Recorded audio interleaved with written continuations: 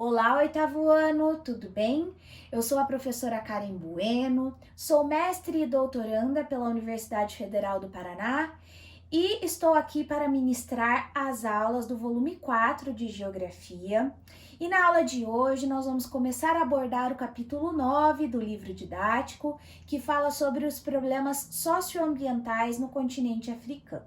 E para a gente ter uma noção inicial sobre a relação entre sociedade e natureza, é pertinente que tenhamos em mente que desde o seu surgimento na Terra, o ser humano retira da natureza os recursos necessários para a sua sobrevivência.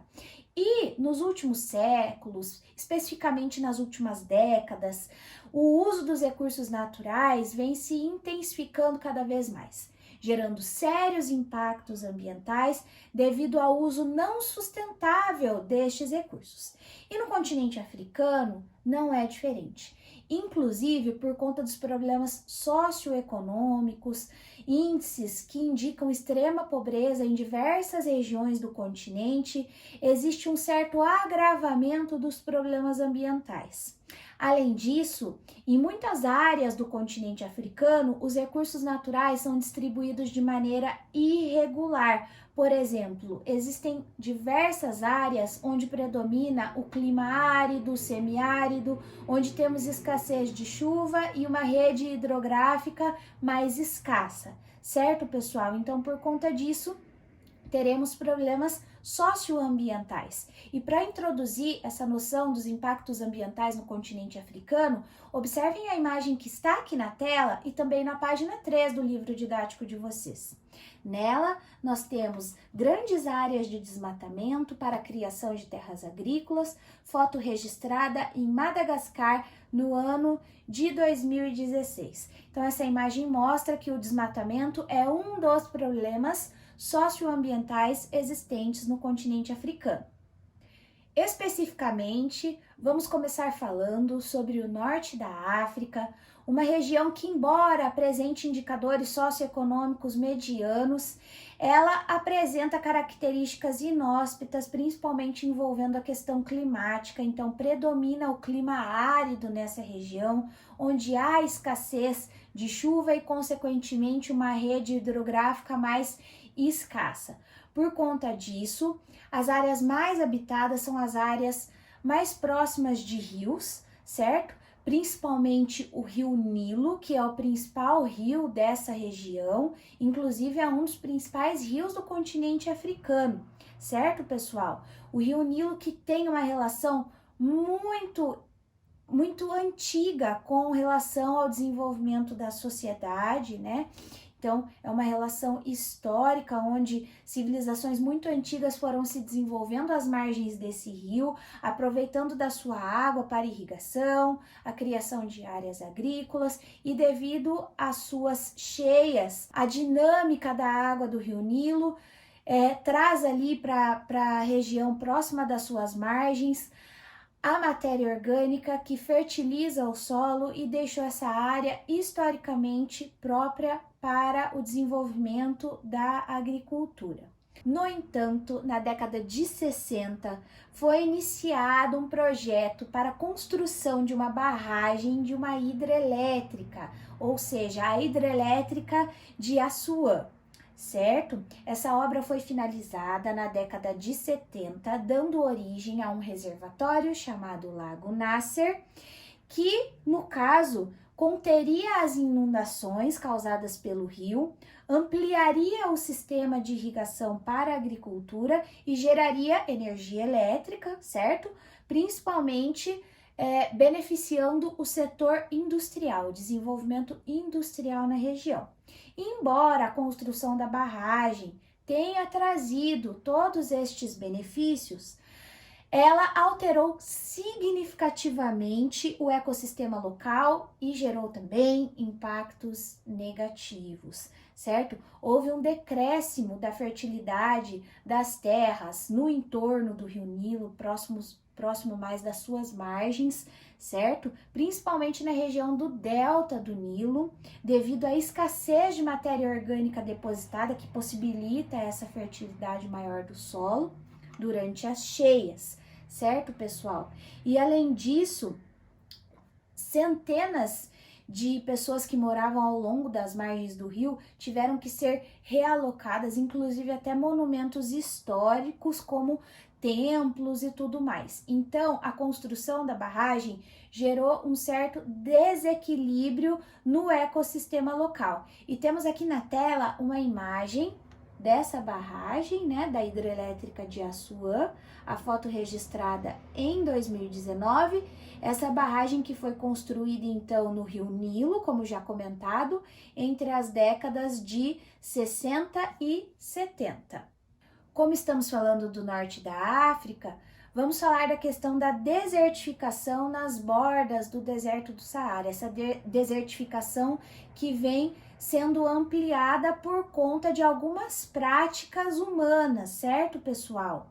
Bom, o deserto do Saara, como já visto em aulas anteriores sobre as características físicas da África, é o maior deserto quente do mundo, onde nós temos 11 países do norte do continente africano sendo abrangidos por este deserto que apresenta temperaturas elevadíssimas, com mais de 50 graus Celsius durante o dia e temperaturas até negativas no período da noite. Bom, de maneira geral, nós temos ao longo do tempo geológico do planeta mudanças climáticas que ocorrem. No entanto, a ação humana pode intensificar essas mudanças climáticas, tá?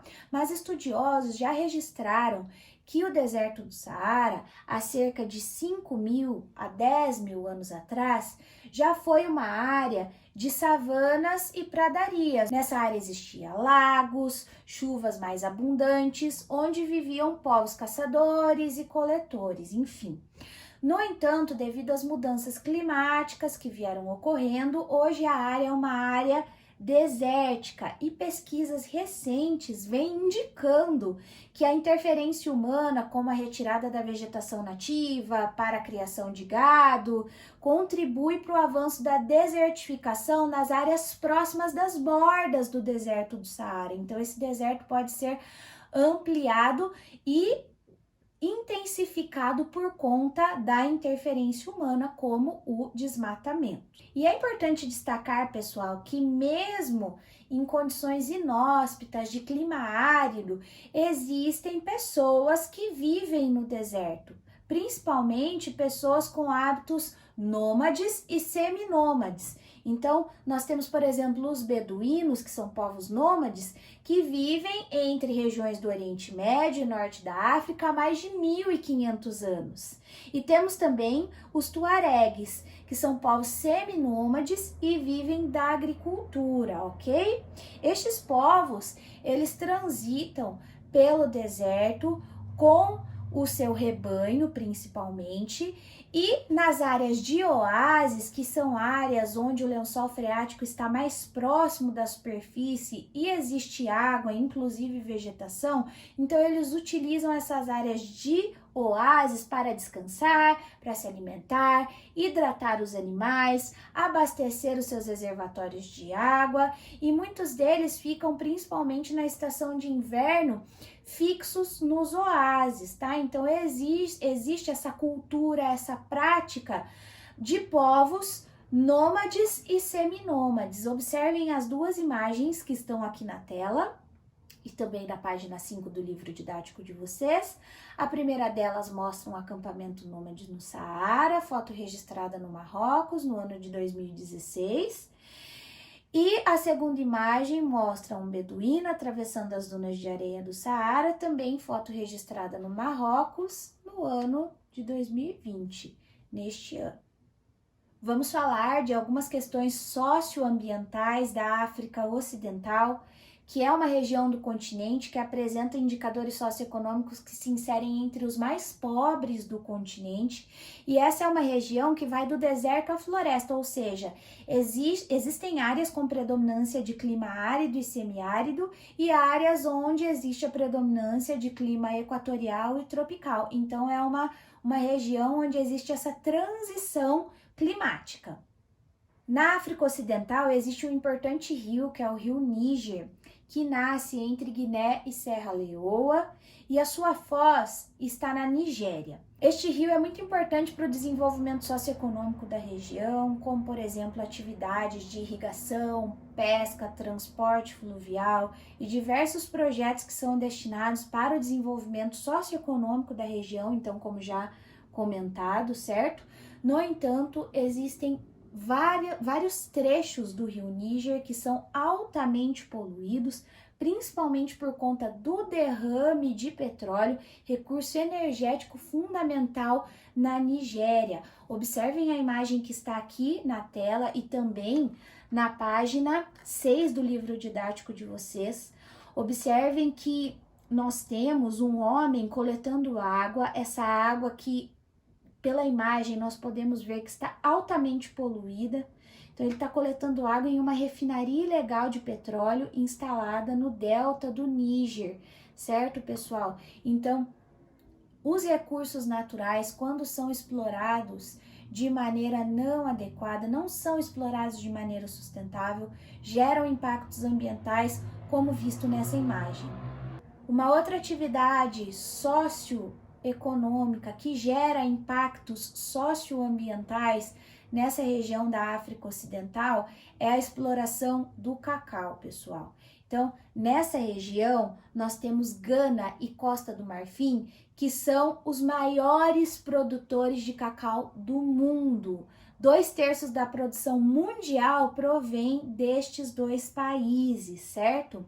E para que o cacau tenha um pleno desenvolvimento, uma boa colheita, uma boa produtividade, ele necessita de áreas de florestas.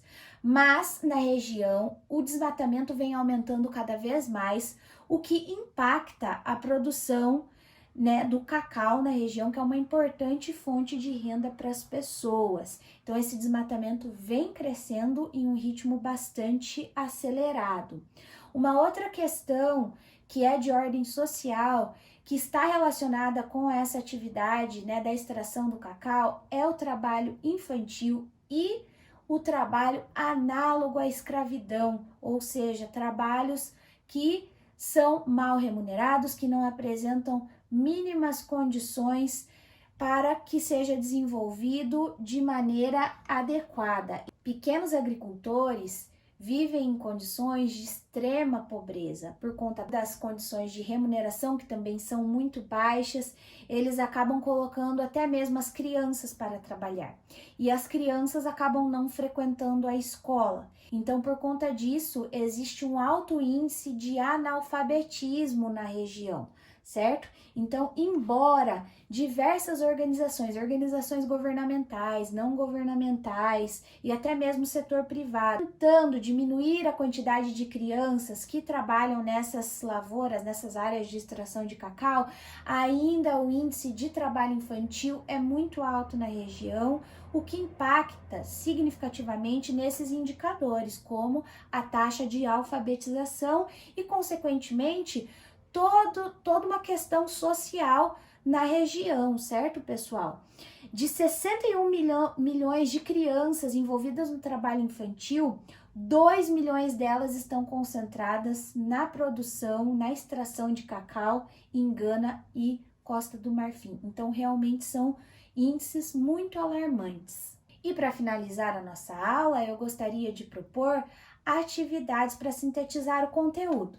No caso, pessoal, vocês vão efetuar a resolução do exercício de número 2, que está na página 10 do livro didático de vocês, e eu volto aqui para fazer a correção desse exercício. Bons estudos para vocês e até mais! Tchau, tchau!